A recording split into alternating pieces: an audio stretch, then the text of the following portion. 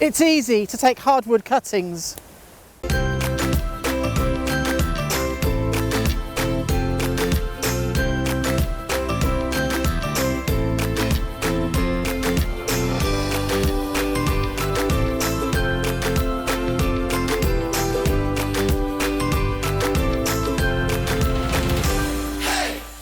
Hi, welcome to Get Gardening. I'm Ian Roofe, and on this week's video we're looking at taking hardwood cuttings. Now there's still time for it to be done. We're in February now and we've got until the end of the month to take these wonderful easy stems to turn them into wonderful stocky plants. Now this is a wonderful cornice here and it's a variety called Baton Rouge. It's growing here in the winter garden at East Ruston. As you can see, it's grown for its wonderful stems. Really good colour there, and every so often, every couple of years, we cut it back hard to the ground, we coppice it, and it gives us lots of fresh shoots. But it's a plant I want to make more of, because in a garden like this in particular, 1 or 2 plants just isn't enough. We have such big borders, we need 5, 10 or even 15 plants. So we often buy some in, but taking cuttings is a really nice, easy and economic way to do things. The important thing is that when you're removing it from the plant, is to always make your cuts above a node. And that just means that it stops any dieback into the main plant. Now it doesn't just work with cornice, it works really well with lots of deciduous shrubs. You can do it with Philadelphus, you can do it with Deutzias, you can do it with Sambucus, which are the different types of elders. It works well for pretty much all deciduous shrubs. And I'll show you with cornice, but the same technique applies. So we'll take these stems into the pot and shed out of the wind, and we'll show you the process how to do it.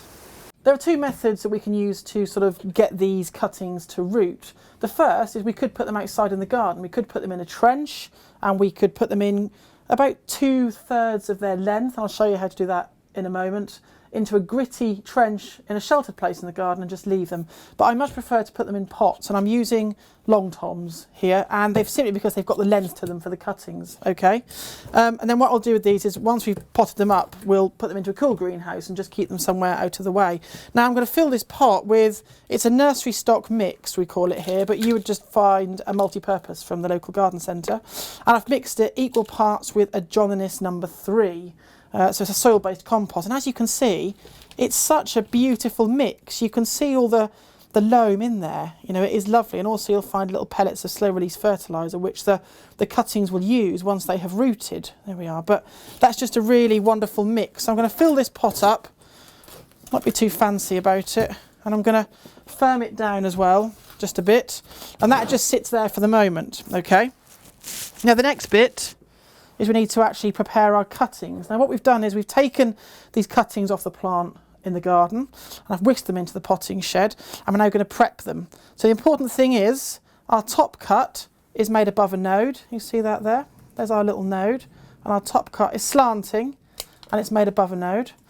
And our bottom cut, and we're going to be generous here, we're going to go for a sort of at least sort of 12 inches, I hope that's 12 inches in length, about that, down to a nearest node. And we put a straight cut, okay? And the reason we do that is because if you chuck them on the bench and you get muddled up with them, you know your slanting cut is the top and your straight cut is the bottom, okay? And we also cut below a node because that's where the most rooting hormones are. That's where it's likely to produce most of its roots. But it will also produce roots out of these various nodes, okay? And then all we do on the edge of the pot is bring that pot in and we just push that cutting in. Simple as that, on the edge. And that's all we do for the moment, okay? So we'll repeat that process again. So we'll go above the top.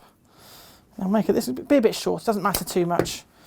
Be as generous as you can with them, and then that one can go in further. Okay, so you need that length in the pot, that's really important. Now the only thing about hardwood cuttings is that they take a long time, really. I mean, they're not the quickest way of taking cuttings. So we'll take these cuttings now in February, and by next February we'll have plants that have rooted and which are starting to branch out quite nicely. So it's a relatively long process, but it's very, very easy.